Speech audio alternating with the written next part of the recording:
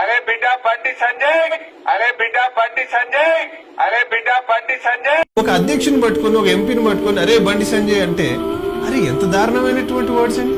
నేను ఏమంటున్నా, ఇవాళ యువత దాదాపు 60% మెజారిటీ యూత్ ఇవాళ రాజకీయాలకు పనిచేస్తున్నారు. ఈ రోజు ఆ యూత్ మీరు ఏం మెసేజ్ చేయాలనుకుంటున్నారు? అసలు ఇదేనా మీరు నేర్పించే రాజకీయం? ఈ రోజు హరీష్ రావు అంటే ఒక రోల్ మోడల్ లాగా ఉండేటోడు.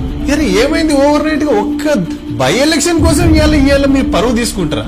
ఒక బై ఎలక్షన్ కోసం ఇవాళ ఏం బై గవర్నమెంట్ కూలిపోతుందా మీకు?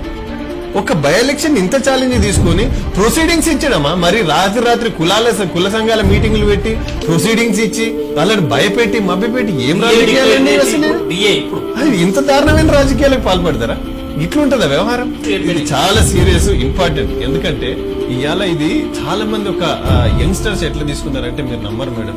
పాపం వాళ్ళు ఆడ పోతే సిద్దిపేటలో హోటల్ లేక, దుబ్బాకల అకామిడేషన్ లేక, వరదలకు వండుకొని టైంకి తినలేక, పార్టీ ఇచ్చిన రెస్పాన్సిబిలిటీస్ ని వాళ్ళు పాపం ఏదో కాలేో గంజో గడుపుకొని ఇలా పనిచేస్తున్నారు. అక్కడ ఇవాళ ఎవరిని వీళ్ళు రెచ్చగొట్టడానికి పనిచేస్తా ఉన్నారు? ఎవరిని మాట్లాడుతున్నారు ఈ మాటలను? అసలు దేనికి సంకేతం ఇదంతా, ఈ మాటల యుద్ధం అంతా? నిజంగా మీరు ఎవరైనా సరే, ఆ శ్రీనివాస్ రెడ్డి గారు ఉండొచ్చు మా పార్టీ వ్యక్తి, ఆయన బీజేపీ పార్టీ వ్యక్తి రఘునందన్ రావు ఉండొచ్చు, లేదా అవతల సుజాతమ్మ ఉండొచ్చు, ఎవరైనా ఉండొచ్చు, ప్రాబ్లం లేదు. అంటే నిజంగా ఇప్పుడు రామలింగారెడ్డి బాగా పరిపాలిస్తే ఏముంది, సుజాతమ్మకి అందరు ఓట్లు ఇస్తారు, నువ్వు దానికి అంత ఛాలెంజ్ తీసుకొని చేయాల్సిందే ఉంది. నిజంగా రఘునందన్ రావు గారు ఫిట్ ఫర్ అసెంబ్లీ అనుకుంటే people will definitely cast their vote కదా. చెరుకు ముత్తన్ రెడ్డి గారు బాగా పనిచేసి మా అభ్యర్థి అని మేము అనుకుంటే నేచురల్ గా ఇస్తారు. ఇవాళ ఇంత దారుణంగా వ్యవహరిస్తున్న తీరు చూస్తే మాత్రం నిజంగా చాలా బాధాకరమైనటువంటి పాట. యువత వాళ్ళందరూ బాగానే ఉంటారు, రేపు ఎలక్షన్లు కాగానే మళ్ళీ గల్లె మిలాయించుకుంటారు, ఎవడారు దావతలు కలుస్తారు, అంతా బాగానే ఉంటది. కానీ కింద యూత్ మాత్రం ఖరాబ్ అవుతున్నారు.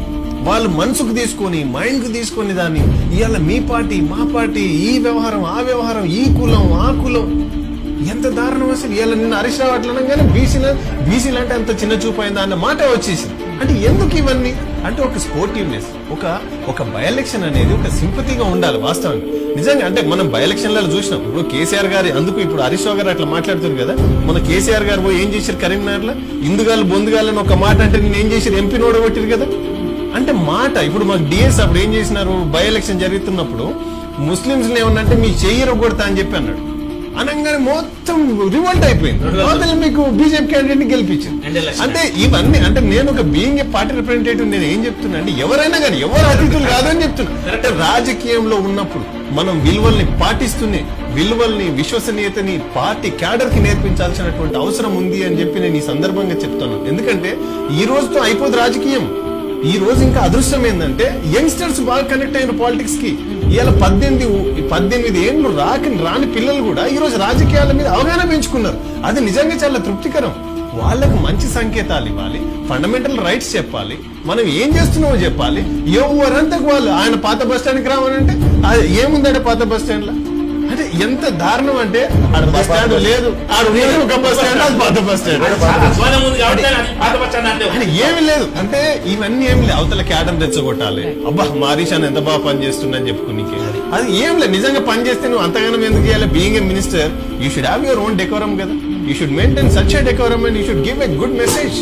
ఎస్ మేము పని చేసినాం కనుకనే ఇవాళ మేము రూపాయి ఖర్చు పెట్టకుండా గెలుస్తున్నాం. అలా ఈ టైంలో ప్రొసీడింగ్స్ చేయడం ఏంటండి?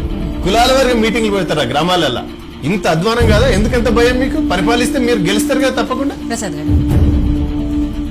దీన్ని నేను చాలా తీవ్రంగా ఖండిస్తా ఉన్నాను.